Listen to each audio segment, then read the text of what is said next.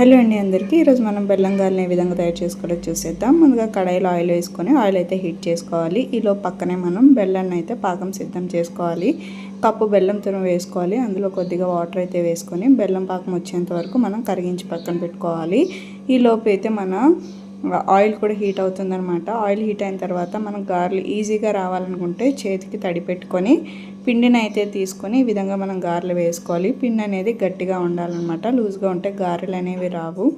So ఒక్కొక్కటిగా మనం గారెలు అనేవి వేసుకోవాలి. ఈలో పాకం చూడండి సిద్ధమైపోయింది కదా. ఇందులో ఇప్పుడు మనం ఫ్లేవర్ కోసం ఇలాచీ కూడా యాడ్ చేసుకుందాం. గారెలు కూడా మనకి వేగిపోయాయి అనమాట. ఇలా గోల్డెన్ బ్రౌన్ కలర్ వచ్చిన తర్వాత వీటిని అయితే తీసి పక్కన పెట్టుకోవాలి.